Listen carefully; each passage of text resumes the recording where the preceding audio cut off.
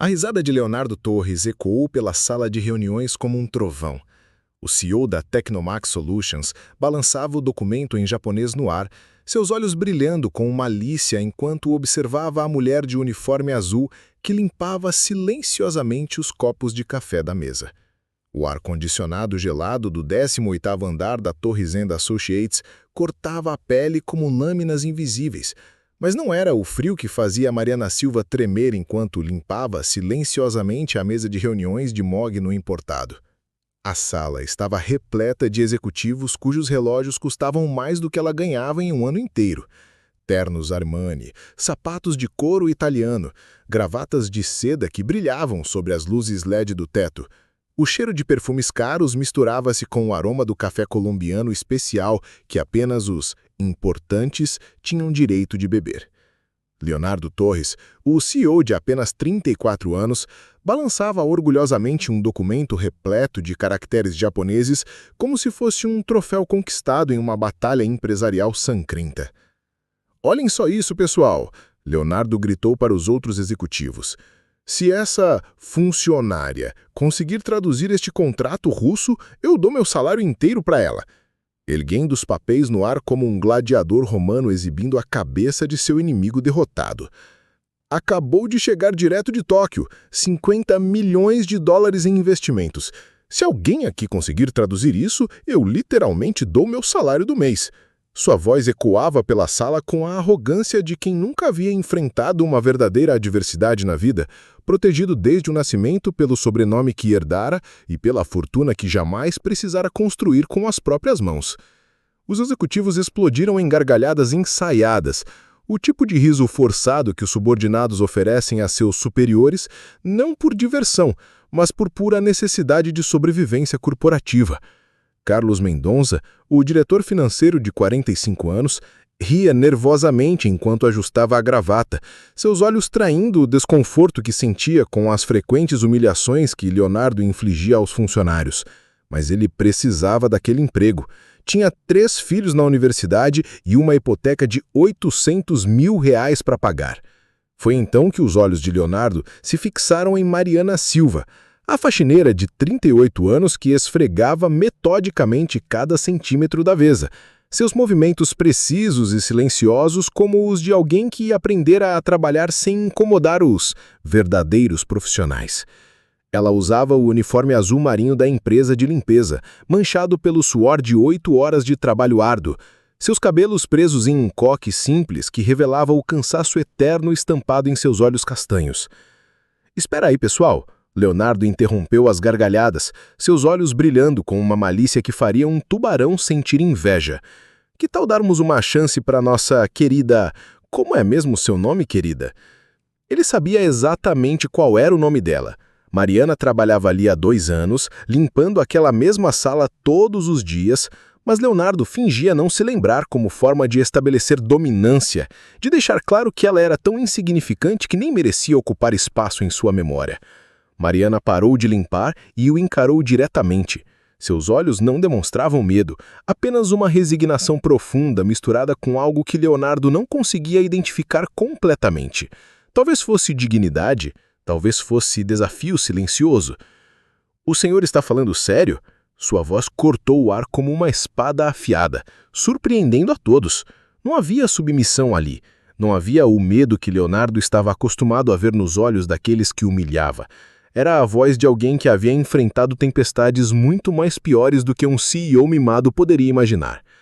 Leonardo riu ainda mais alto, o som ecoando pelas paredes de vidro como o rugido de uma fera territorial. "Claro que estou falando sério. R$ 25 mil se você conseguir traduzir este documento inteiro, palavra por palavra. Mas quando você falhar, e você vai falhar miseravelmente, você vai limpar meu carro todos os finais de semana por 6 meses, sem ganhar um centavo a mais. E não é só lavar por fora, não. Você vai aspirar os bancos de couro, vai limpar cada centímetro do painel, vai encerar a carroceria até que eu possa ver meu reflexo nela." Carlos Mendonça se mexeu desconfortavelmente na cadeira, sentindo o peso da própria covardia. Ele queria intervir, queria dizer que aquilo havia passado de todos os limites da decência humana. Mas as palavras morreram em sua garganta. Ele tinha família para sustentar, tinha responsabilidades que não lhe permitiam confrontar Leonardo abertamente. Leonardo, ele murmurou baixinho, acho que isso já passou dos limites da brincadeira. Não, Carlos. Leonardo ergueu a mão como um imperador romano decidindo o destino de um gladiador. Deixa ela tentar. Vai ser educativo para todos nós vermos o que acontece quando alguém tenta voar mais alto do que suas asas permitem. Ele se aproximou de Mariana, invadindo seu espaço pessoal, seu hálito com cheiro de uísque caro atingindo o rosto dela. Que tal, Mariana? Aceita o desafio ou vai correr com o rabo entre as pernas? A sala ficou em silêncio absoluto. Todos os presentes seguravam a respiração, esperando ver Mariana desmoronar sob a pressão.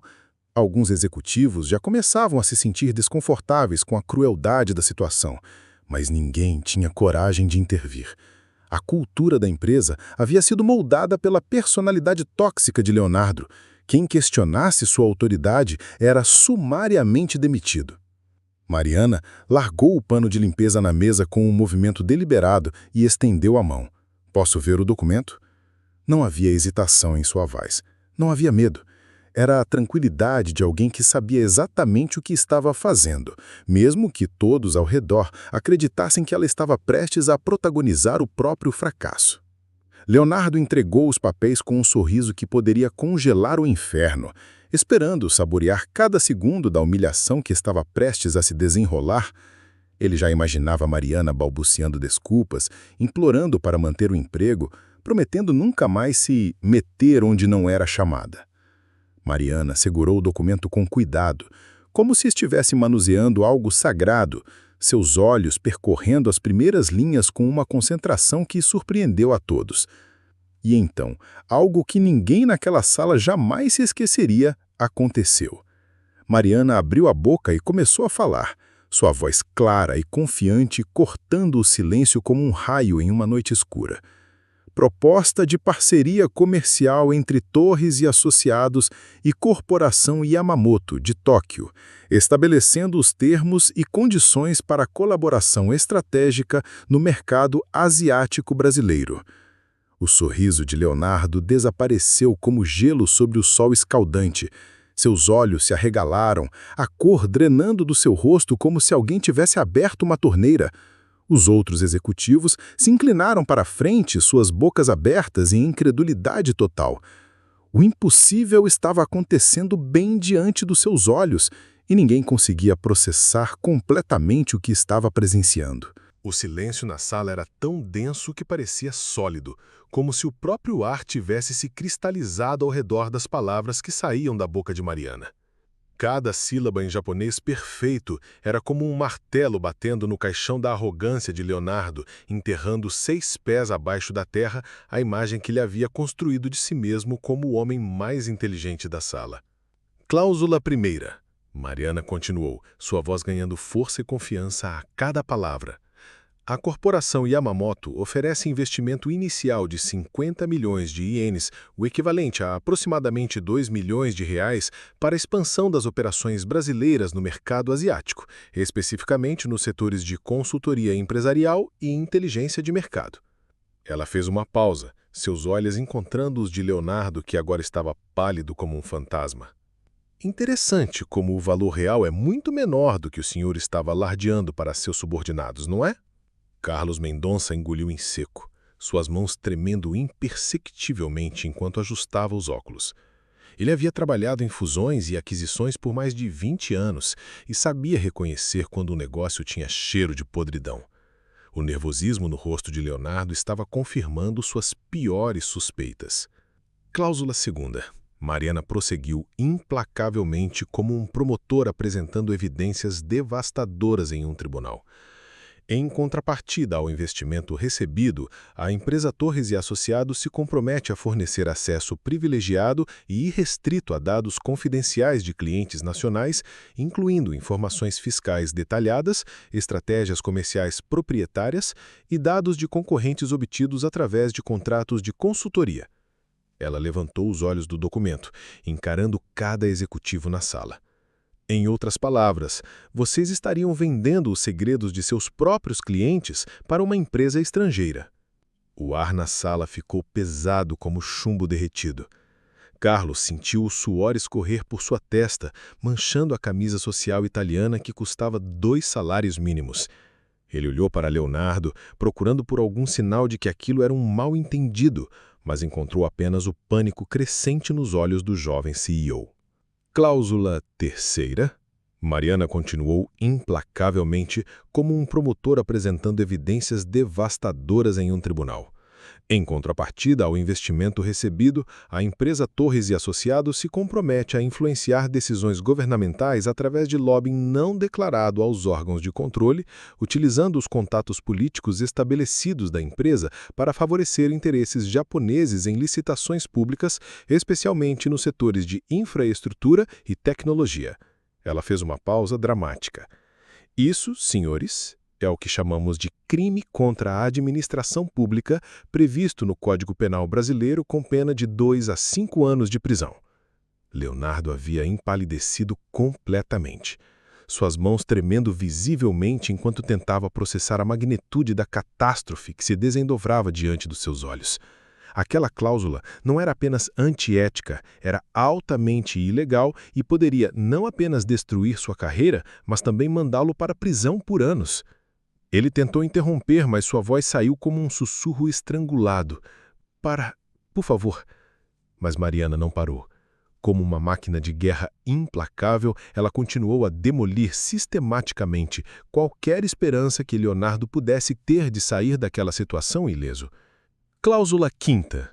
Todos os pagamentos relacionados a este acordo serão realizados através de contas bancárias estabelecidas em paraísos fiscais, especificamente nas Ilhas Caimãs e Suíça, para evitar tributação tanto brasileira quanto japonesa, como também para impedir rastreamento pelas autoridades competentes de ambos os países. Carlos se levantou abruptamente, derrubando a xícara de café que estava na sua frente. O líquido escuro se esparramou pela mesa como uma mancha de sangue, criando um contraste mórbido com o mármore branco. Jesus Cristo, Leonardo! Você está falando de sonegação fiscal internacional. Isso é crime em dezenas de países. Mas Mariana ainda não havia terminado sua demolição sistemática. Cláusula sexta e final.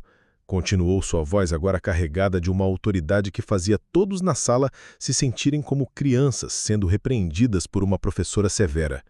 A empresa brasileira deverá garantir sigilo absoluto sobre todos os termos deste acordo, sob pena de processo criminal por quebra de contrato internacional e violação de acordo de confidencialidade, com penalidades que podem incluir prisão de até 10 anos e multa de até 500 milhões de reais.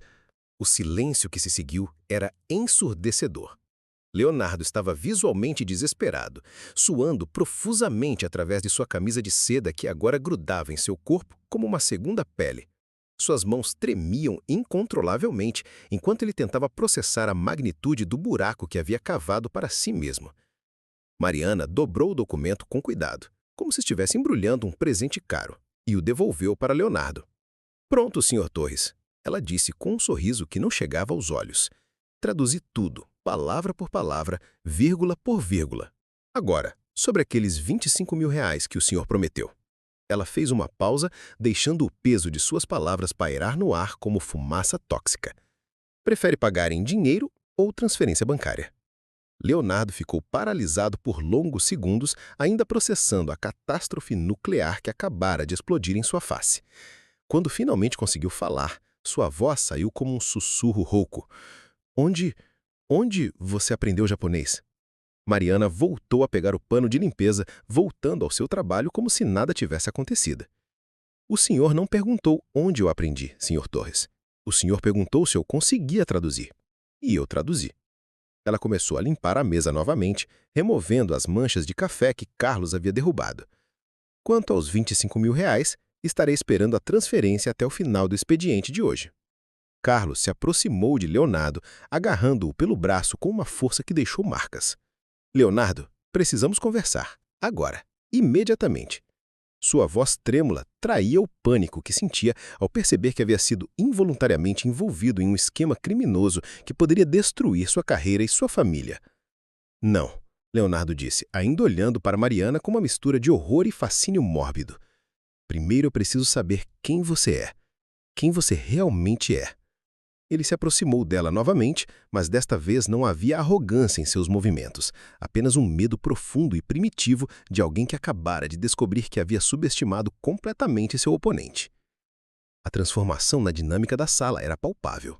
Os executivos, que minutos antes riam da humilhação de Mariana, agora a observavam com uma mistura de respeito e terror. Ela havia se tornado, em questão de minutos, a pessoa mais perigosa naquela sala. E todos sabiam disso.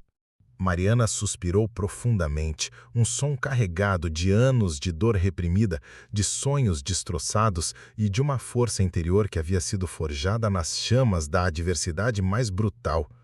Ela apoiou o pano na parede e virou-se para enfrentar Leonardo. Seus olhos castanhos agora brilhando com uma intensidade que fazia o jovem CEO recuar instintivamente.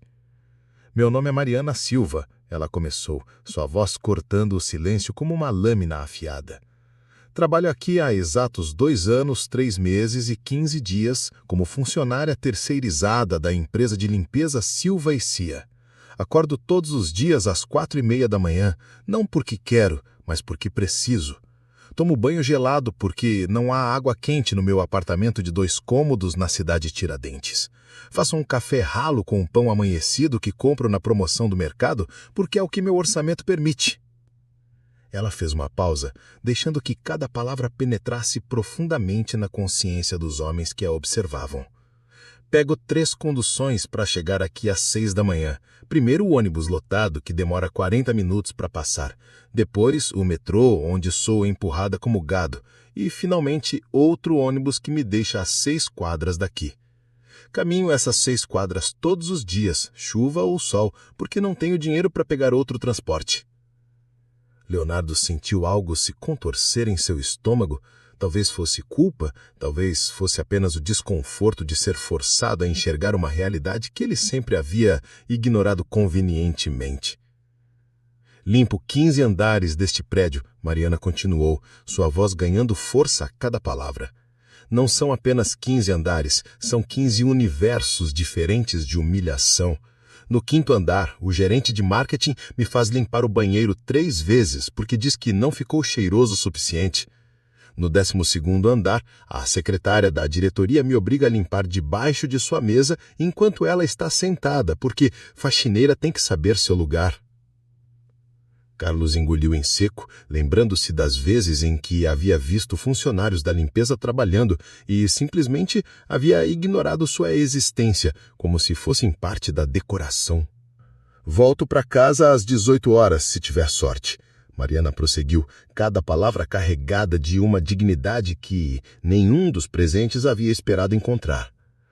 "Pego as mesmas 3 conduções, agora ainda mais lotadas, com o corpo doendo por 8 horas de trabalho físico pesado. Chego em casa e ainda preciso cuidar dos meus 2 filhos sozinha. Miguel tem 8 anos e precisa de ajuda com a lição de casa. Sofia tem 6 anos e ainda tem pesadelos sobre o pai." "Pesadelos sobre o pai?" Leonardo perguntou, uma pontada de algo que poderia ser humanidade atravessando sua armadura de indiferença. "Sim, Sr. Torres. Pesadelos sobre o pai que morreu em um acidente de carro há 3 anos, deixando-nos com uma dívida hospitalar de R$180 mil e um futuro destroçado." Ela enxugou uma lágrima que teimava em escapar. "Mas talvez isso não explique como uma faxineira consegue falar japonês fluentemente. Não é mesmo?" Não explica." Leonardo murmurou, sua voz quase inaudível. Mariana sorriu, mas não havia alegria naquele sorriso, apenas uma amargura profunda que parecia ter se instalado em sua alma como uma ferida que nunca cicatrizaria completamente. "Não explica mesmo. Mas talvez explique por que uma mulher com PhD em Linguística Aplicada pela Universidade de São Paulo, com especialização em línguas orientais, pós-doutorado em Comunicação Intercultural pela Universidade de Tóquio e fluência em 7 idiomas diferentes, precise trabalhar como faxineira para conseguir alimentar seus filhos." A bomba havia explodido. O silêncio que se seguiu era tão profundo que o zumbido do ar-condicionado soava como um rugido. Os executivos se olharam, seus rostos refletindo uma mistura de choque e incredulidade e algo que poderia ser vergonha. PhD? Carlos perguntou, sua voz saindo como um sussurro estrangulado. Você tem PhD? Sim, senhor Mendonça. PhD em Linguística Aplicada com especialização em línguas asiáticas, defendido com louvor e distinção em 2018. Minha tese sobre nuances culturais na comunicação empresarial nipo-brasileira foi considerada uma das melhores do programa naquele ano. Falo fluentemente japonês, coreano, mandarim, inglês, francês, alemão e italiano, além do português, é claro. Leonardo se aproximou dela, seus passos vacilantes como os de um homem que acabara de descobrir que havia passado 2 anos caminhando sobre um campo minado. O que aconteceu? Como você chegou até aqui? A pergunta pairou no ar como uma acusação. Mariana hesitou, como se estivesse revivendo fisicamente cada momento de dor que havia atravessado para chegar até ali. Meu marido, Dr. Roberto Silva, era engenheiro civil especializado em grandes obras. Trabalhava na construção de uma ponte quando o acidente aconteceu. O andaime cedeu e ele caiu de 40 metros de altura. Ficou 23 dias internado na UTI. 23 dias onde eu me revezava entre o hospital, a universidade onde lecionava e cuidar de 2 crianças pequenas que não entendiam por que a mamãe chorava o tempo todo. E a universidade? Carlos perguntou gentilmente, sua voz carregada de uma compaixão que raramente demonstrava. A Universidade de São Paulo não perdoa a fraqueza, senhor Mendonça.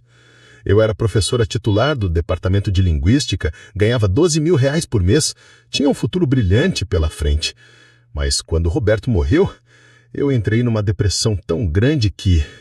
Profunda, que não conseguia mais funcionar. Mariana enxugou outra lágrima.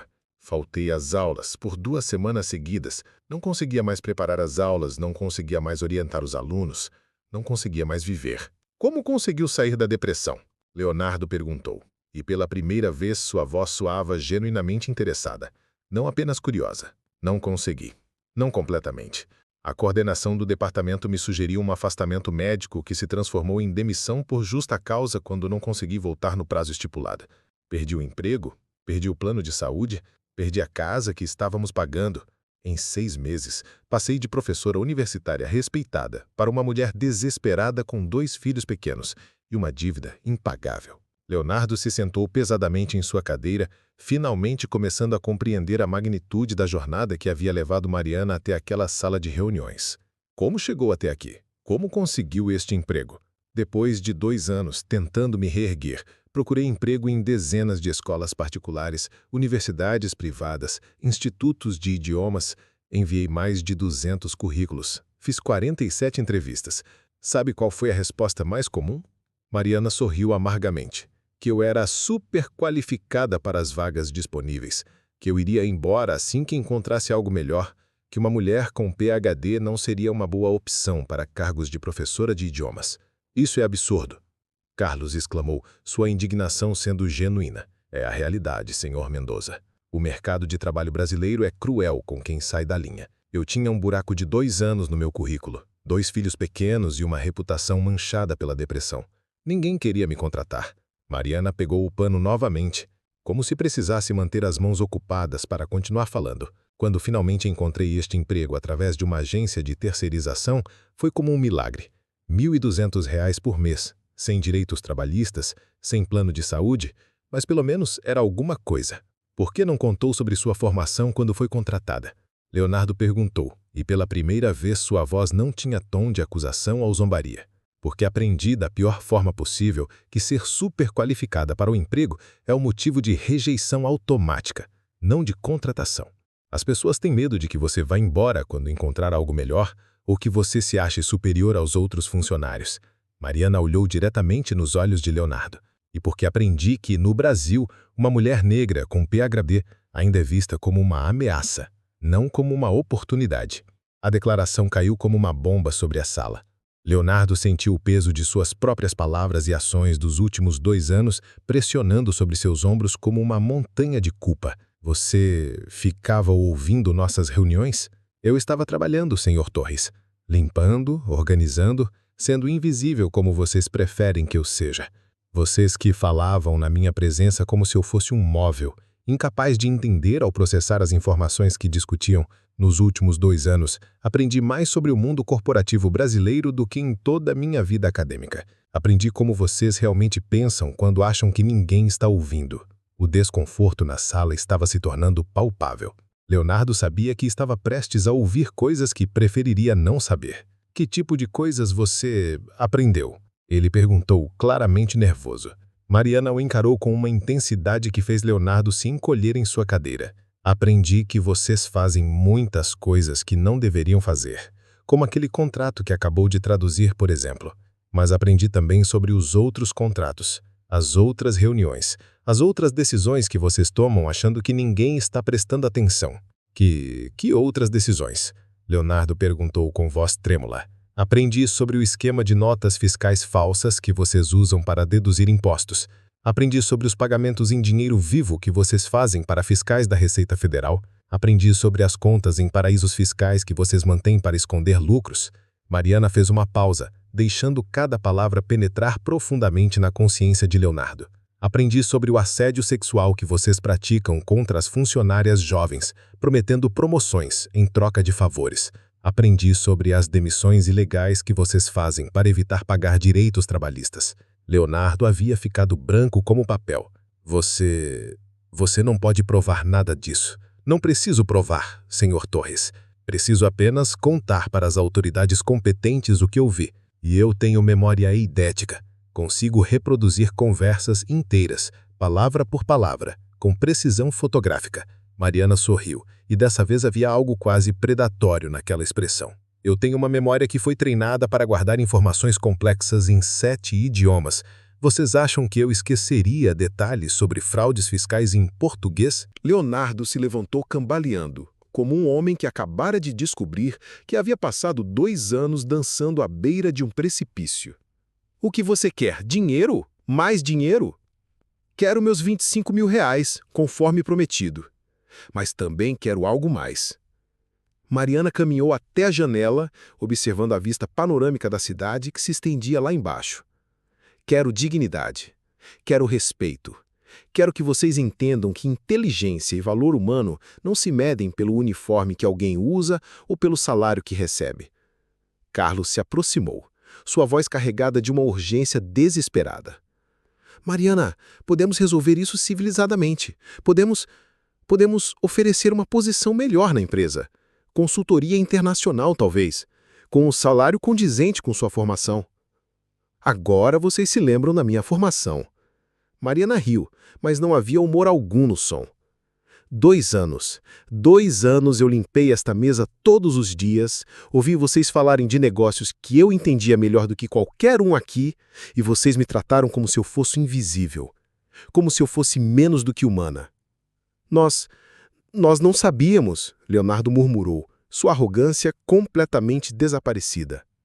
Não sabiam porque não se importaram em saber. Não sabiam porque é mais fácil desprezar alguém quando você não conhece sua história. Mariana se virou para encarar todos os presentes. Vocês sabiam meu nome? Sabiam que eu tinha filhos? Sabiam que eu caminhava 6 quadras todos os dias para chegar aqui? O silêncio era ensurdecedor. Eu aceito a proposta do Sr. Mendonça, disse Mariana finalmente, mas com condições. Quero um contrato como consultora internacional sênior, com salário de 35 mil reais mensais, plano de saúde completo para mim e meus filhos e a garantia de que todos os esquemas ilegais desta empresa serão encerrados imediatamente.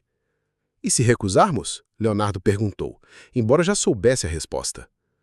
Então, amanhã cedo, estarei na Polícia Federal entregando um relatório detalhado sobre tudo o que presenciei aqui. Vocês escolhem ter uma consultora excepcional trabalhando com vocês ou ter uma testemunha devastadora trabalhando contra vocês. Leonardo olhou para Carlos, que assentiu imperceptivelmente. Não havia escolha. Aceito, Ele sussurrou. Mariana assentiu e se dirigiu à porta. Antes de sair, virou-se uma última vez.